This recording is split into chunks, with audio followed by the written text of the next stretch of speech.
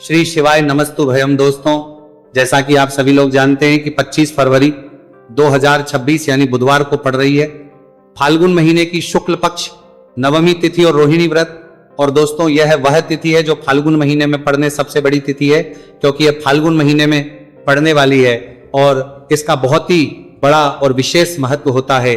पूज्य गुरु जी ने कहा है कि अगर कभी भी मौका लग जाए और फाल्गुन महीने की नवमी तिथि बुधवार को पड़ जाए तो आप लोगों को सातहरा दूर्वा का उपाय तो अवश्य ही करना चाहिए। इन दोनों का संयोग बहुत ही कम आता है। इसी के साथ में गुरुजी ने अपनी शिव पुराण कथा में बताया है कि इस दिन आपको 7 दुर्वा का उपाय तो आपको अवश्य ही करना चाहिए, क्योंकि ऐसा दिन पूरे साल में सिर्फ एक ही बार आता है। और दोस्तों, आप सभी लोग जानते हो कि बुधवार का अगर सबसे बड़ा उपाय है तो वह सातहरा दूर्वा वाला उपाय है।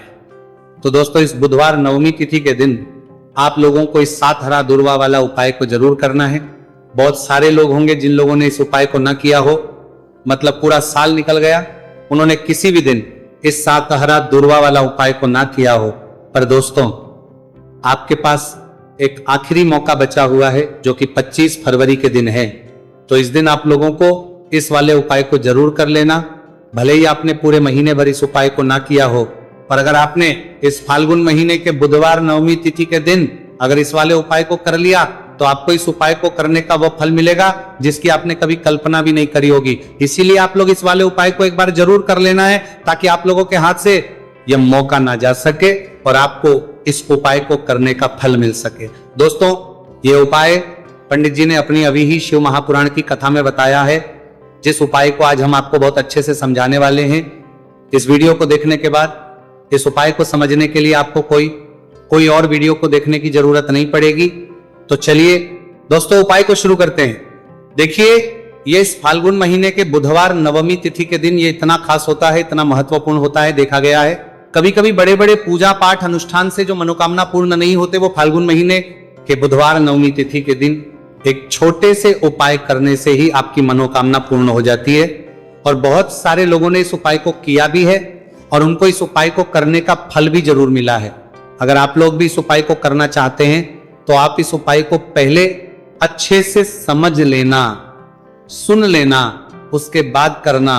आपको इस उपाय का फल जरूर ही, और इस उपाय को कर लेने से आपके घर में चाहे किसी भी प्रकार की दुख और समस्या क्यों ना चल रही हो, आपको उसका कारण भी नहीं पता है कि भाई ये समस्या किस कारण से चल रही है, उसका कुछ भी कारण हो सकता है। जैसे इसे पितृदोष हो सकता है या किसी भी तरह का मंगल दोष भी हो सकता है। तो इस दिन आप लोगों को यह वाला उपाय कर लेना है। यह एक ऐसा उपाय है जिस उपाय को अगर किसी विशेष दिन पर किया जाए तो भाई उस विशेष दिन का जो है वह तो मिलता ही मिलता है। पर हमने उस दिन पर इस उपाय को किया है तो हमें उससे भी बड़ा फल मिलता है, और फल बहुत जल्दी मिलता है, क्योंकि आप इस उपाय को बहुत ही बड़े और विशेष दिन पर कर रहे हो। तो चलिए अब उपाय के बारे में बात करते हैं, लेकिन उससे पहले आप लोगों को यह जानना आवश्यक है कि आखिर ये उपाय किस समय करना है, किसको करना है और कैसे करना है। तो चलिए हम आगे आपको वीडियो में एक एक करके बता देते हैं। उससे पहले अगर आप लोग हमारे चैनल पर पहली बार हैं तो हमारे चैनल को सब्सक्राइब करना ना भूलें, और अगर आपके पास कोई सवाल है तो आप हमें कमेंट बॉक्स में बता सकते हैं। और अगर आपको हमारा वीडियो पसंद आया है तो आप हमें लाइक और शेयर करना ना भूलें। और अगर आपको हमारे चैनल की जानकारी चाहिए तो आप हमें फॉलो कर सकते हैं। और अगर आपके पास कोई प्रश्न है तो आप हमें कमेंट बॉक्स में बता सकते हैं। पहली बार आए हैं या फिर मेरी आवाज आज पहली बार सुन रहे हैं तो हमारे चैनल को सब्सक्राइब जरूर कर लेना, और इस वीडियो को करके कमेंट बॉक्स में श्री शिवाय नमस्तुभयम ओम नमः शिवाय जरूर टाइप कर देना।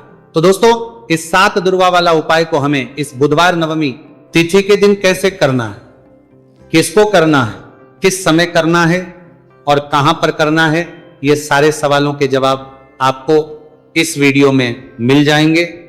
और जो ये वीडियो देखेगा भाई, उसको सातहरा दूर्वा वाला उपाय जरूर करना चाहिए, क्योंकि इस दिन 7 दूर्वा का भी बहुत ही बड़ा और विशेष महत्व होता है।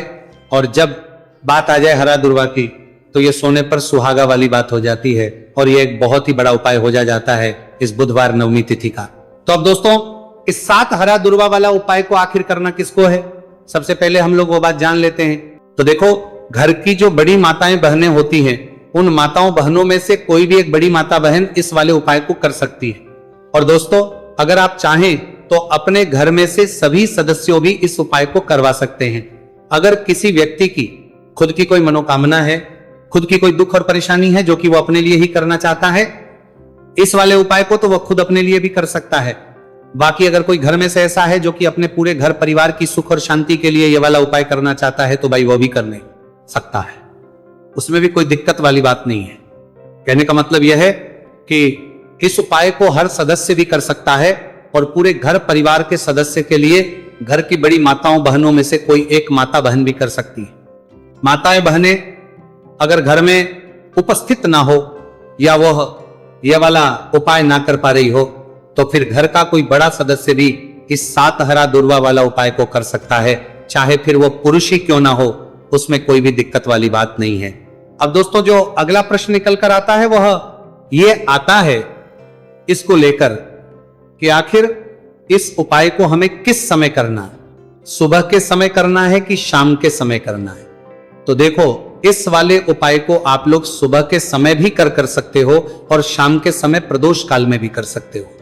अब अगर आप पूछो कि भाई सबसे उत्तम समय कौन सा रहेगा इस 7 हरा दूर्वा वाला उपाय को करने का, तो हम आपसे बस यही कहेंगे कि इस उपाय को आप सुबह के समय करेंगे तो ज्यादा बेहतर होगा।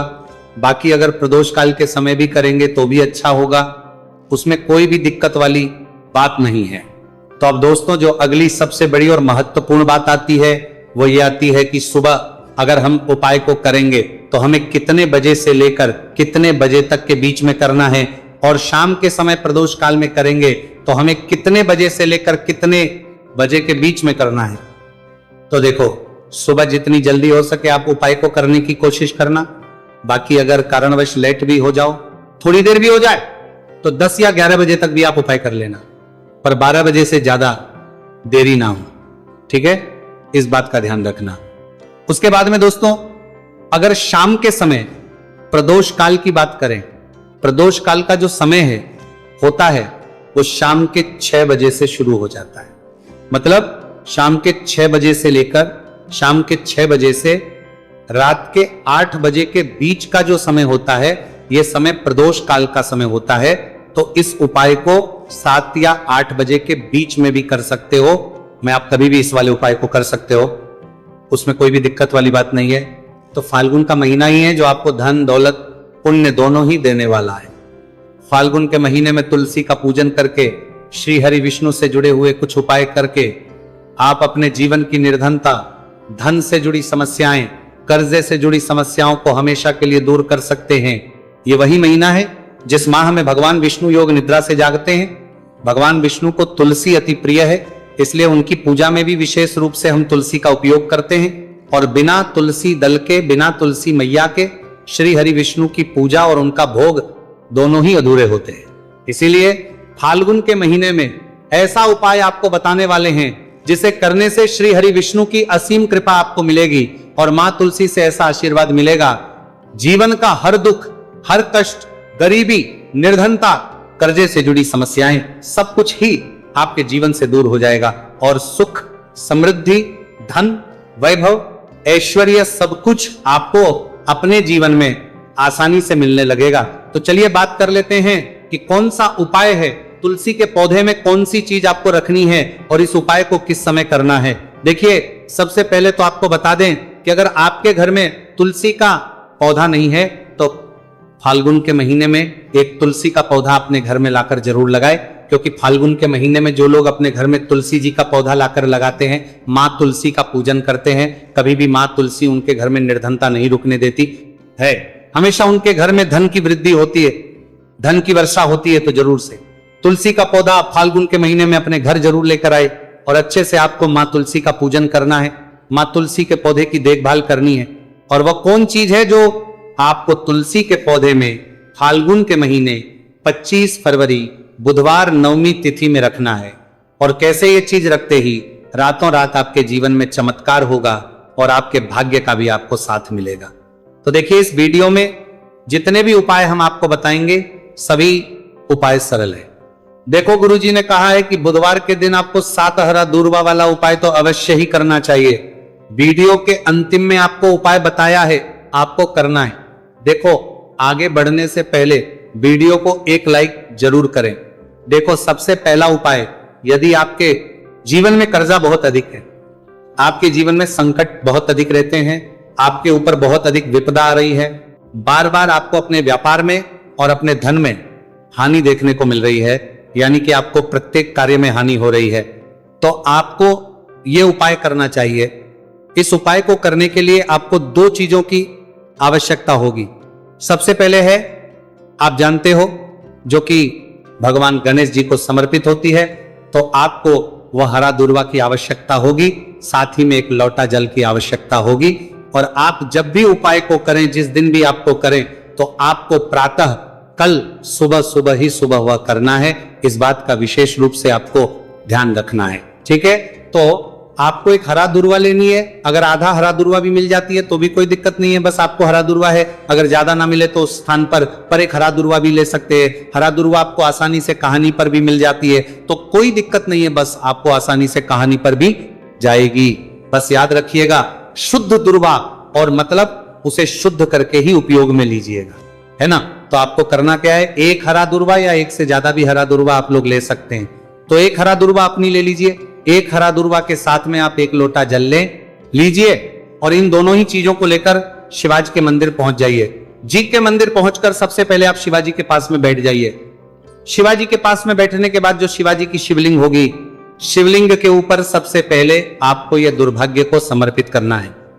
दुर्भाग्य को कुछ इस प्रकार से समर्पित करना है कि जो दुर्वा की दांडी का मुख होगा वह जलधारी की तरफ हो, जहां से जल नीचे करता है ना। और जो हरा दुर्वा का मिला हुआ भाग होगा वो अपने आप शिवाजी के पीछे की तरफ हो जाएगा, ठीक है। तो इस प्रकार से ये हरा दूर्वा का, ये दूर्वा आपको भगवान शिवाजी का शिवलिंग के ऊपर समर्पित करनी है।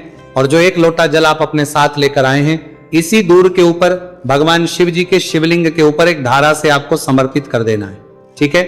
अब यहां पर देखने बात यह है कि यह उपाय इस व्यक्ति को करना है जिस व्यक्ति की नौकरी नहीं लग रही हो, जो व्यक्ति परीक्षा में पास होना चाहता हो, तो इस व्यक्ति को अपने हाथों से इस उपाय करना है, तभी उपाय कम करेगा, ठीक है। उपाय को करने के बाद आपको 3 महीने उपाय आपको कब तक करना है, जब तक कि आपकी नौकरी ना जाए। जब तक आप इस उपाय को नियम के साथ करो, आपकी नौकरी जरूर लगेगी। अब बात करते हैं दूसरे उपाय के बारे में। तो देखिए दूसरे उपाय जो है, देखिए इस उपाय के लिए आपको मात्र एक लौंग का जोड़ा लेना है, यानी कि 2 फूल वाली लौंग लेनी है। साथ में आपको मात्र थोड़ा सा शहद लेना होगा, और इसी के साथ में आपको तांबे के पात्र, अंदर शुद्ध जल लेना होगा। अब देखिए इन सभी सामग्रियों को लेकर के आपको भगवान शिव के मंदिर में पहुंच जाना है। देखिए ये उपाय आप सुबह से लेकर शाम तक कर सकते हैं। तो वो सबसे पहले तो आपके पास जो 2 फूल वाली लौंग है, उन्हें आपको शहद के अंदर अच्छे से डुबो है, यानी कि दोनों लौंग पर आपको अच्छे से शहद का लेपन कर देना है।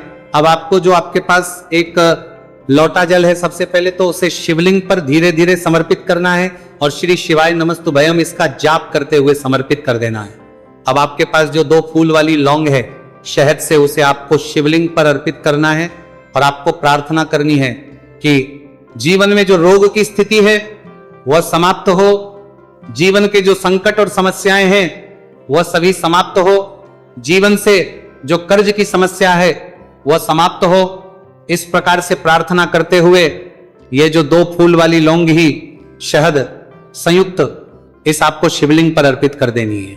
आपकी जो भी समस्या होगी इस बुधवार के दिन अवश्य ही समाप्त हो जाएगी। तो इस प्रकार से आपको पहला उपाय करना है। अब हम बात कर लेते हैं दूसरे उपाय के बारे में। देखिए यह उपाय आपके लिए सर्वश्रेष्ठ होने वाला है। देखिए इस उपाय के लिए आपको चाहिए होंगे 5 हरा मूंग के दाने, और मूंग के दाने कहीं से भी खंडित नहीं होने चाहिए, इस बात का ध्यान रखें। और इसी के साथ में आपको एक तांबे के पात्र के अंदर अपने घर से शुद्ध जल, 1 लोटा जल ले लेना है। अब दोस्तों इन सभी सामग्रियों को लेकर के आपको सीधे पहुंच जाना है भगवान शिव के मंदिर में। देखिए इस उपाय को भी आप सुबह भी कर सकते हैं और शाम के समय में भी कर सकते हैं। देखिए भगवान शिव के मंदिर में पहुंचने के बाद आपके पास जो 5 हरे मूंग हैं, उनमें से पहला जो हरा मूंग है आपको शिवलिंग के सामने जो नंदी महाराज होते और उनका जो पैर उठा हुआ होता है वहां पर आपको पहला हरा मूंग समर्पित करते हैं और आपको श्री शिवाय नमस्तु भयम इसका जाप कर लेना है। फिर आपको दूसरा हरा मूंग लेना है और शिवलिंग पर जो श्री गणेश जी वाला स्थान होता है वहां पर आपको ये दूसरा हरा मूंग समर्पित कर देना है। यानी कि शिवलिंग के सीधे तरफ आपको ये दूसरा हरा मूंग समर्पित करना है और फिर आपको ओम गण गणपते नमः या फिर ओम श्री गणेशाय नमः इसका जाप कर लेना है। तीसरा हरा मूंग का दाना आपको भगवान शिव की सबसे प्रिय पुत्री माता अशोक सुंदरी वाले स्थान पर समर्पित करना। शिवलिंग की जो जलाधारी होती है जहां से जल बह करके आता है उसी जलाधारी के बीच में जो कहीं कहीं उठी हुई लाइन होती है सांप की आकृति के रूप में वहीं पर आपको तीसरा हरा मूंग समर्पित करना है और फिर आपको ओम नमः शिवाय इसका जाप कर लेना है। अब दोस्तों चौथा जो हरा मूंग है उसे आपको भगवान कार्तिकेय जी का जो स्थान होता है शिवलिंग पर वहां पर आपको ये चौथा हरा मूंग का दाना समर्पित कर देना है और आप ओम नमः शिवाय इसका जाप कर लेना है। अब दोस्तों आपके पास जो पांचवा और अंतिम हरा मूंग बचा हुआ है उससे जल के पात्र के अंदर डाल देना है और इस हरे मूंग से युक्त जल से आपको भगवान शिव के शिवलिंग का अभिषेक कर देना है। जल आपको बिल्कुल धीरे धीरे समर्पित करते जाना है और लगातार आपको शिव महापुराण के मूल श्री शिवाय नमस्तु भयम इसका जाप करते रहना है। फिर आपको शिवलिंग के आगे बैठकर यदि आप अपने बच्चों के लिए यह उपाय कर रहे हैं, यदि आप अपने बच्चों की बुद्धि ज्ञान और विवेक के लिए उपाय कर रहे हैं तो उसके लिए आपको प्रार्थना कर लेनी है, या फिर व्यापार में वृद्धि करने के लिए उपाय कर रहे हैं तो उसकी कामना करते हुए आपको प्रार्थना कर लेनी है, या फिर अपनी नौकरी के लिए कर रहे हैं या फिर अपने इंटरव्यू के लिए या फिर धनता रहे हैं की प्राप्ति के लिए कर रहे हैं, जिस भी कामना के लिए आप उपाय कर रहे हैं उसे परिपूर्ण करने के आपको महादेव से प्रार्थना कर लेनी है और फिर आपको वापस अपने घर आ जाना है। पूज्य गुरु जी ने कहा है कि जो भी व्यक्ति इस उपाय को कर लेता है तो यकीन मानिए आपके जीवन की जो सारे संकट कष्ट और बाधाएं ही वह सभी समाप्त होंगे। अब हम बात करते हैं अगले उपाय की। इस उपाय के लिए आपको एक दीपक लेना है। दीपक आप मिट्टी का भी ले सकते हैं और शुद्ध आटा मढ़कर उसका दीपक भी आप तैयार कर सकते हैं। अंदर गोलबाती का प्रयोग करना है और दीपक के अंदर आपको शुद्ध घी का प्रयोग करना है। इसी के साथ में आपको मात्र एक फूल वाली लौंग लेनी होगी। अब ये एक दीपक और एक फूल वाली लौंग लेकर के सीधा आपको पहुंचना होगा बरगद के वृक्ष के। वहां पर देखिए सबसे पहले तो आपके पास जो एक फूल वाली लौंग है उससे आपको बरगद के वृक्ष की जड़ में समर्पित करना है। देखिए अगर आपके जीवन में कोई भी बड़ा संकट आने वाला है, कोई बड़ा कष्ट आने वाला, तो वह इस उपाय के माध्यम से दूर होने वाला है। महादेव की विशेष कृपा रहेगी कि जो भी संकट आपके जीवन में आने वाला होगा वो भी दूर हो जाएगा। तो आपको एक लौंग समर्पित करनी है बरगद के वृक्ष की जड़ में और वहीं पर आपको जो है गोलबाती वाला दीपक जो आप लेकर के गए हैं उससे भी वहां पर प्रज्वलित कर देना है वटकेश्वर महादेव का स्मरण करते हुए। देखिए जब भी आपको जीवन में इस साल लगने लगे कि आपके जीवन में कुछ भी अच्छा नहीं चल रहा है तब भी आपको इस प्रकार से आपको यह उपाय करना है। तो इस प्रकार से आपको यह उपाय करना है। अब हम जान लेते हैं चौथे विशेष उपाय के बारे में। देखें यदि आपके विवाह में शादी में कोई भी समस्या आ रही है, यदि आपका जो कर्ज है वह दिन पर दिन बढ़ते ही जा रहा है तो आपको यह चमत्कारी उपाय करना चाहिए। कोई भी समस्या अगर जीवन में है तो उसे दूर करने के लिए आपको इस उपाय करना चाहिए। मंगल दोष से जुड़ी हुई समस्या भी है तब आपको यह उपाय करना चाहिए। देखिए इस उपाय के लिए आपको एक तांबे के पात्र के अंदर अपने घर से शुद्ध जल लेना है और इसी के साथ में आपको एक चुटकी लाल चंदन लेना होगा। अब आपको क्या करना है कि जो लाल चंदन आपने लिया है उसे आपको उससे जल के पात्र के अंदर डाल देना है और यह जल जो है आपको लाल चंदन से युक्त तैयार कर लेना है और ये लाल चंदन से युक्त जल आपको भगवान शिव के मंदिर में लेकर के पहुंचना है। लेकिन उपाय भी आप सुबह से लेकर के शाम तक कर सकते हैं। अब दोस्तों ये जो लाल चंदन से युक्त जल है इससे आपको भगवान शिव के शिवलिंग पर धीरे धीरे अर्पित कर देना है और आपको लगातार श्री शिवाय नमस्तु भयम इसका जाप करते रहना है। देखिए यदि आपके जीवन में विवाह से जुनी समस्या चल रही है तो आपको मंगलेश्वर महादेव का स्मरण करना है और जीवन में अधिक कर्ज की समस्या है तो आपको आर्यन मुक्तेश्वर महादेव का स्मरण करना है। देखना एक दिन आपकी सब तरह की समस्या जल्दी ही समाप्त हो जाएगी। तो इस प्रकार से आपको यह चौथा उपाय करना है। अब हम जान लेते हैं। तो दोस्तों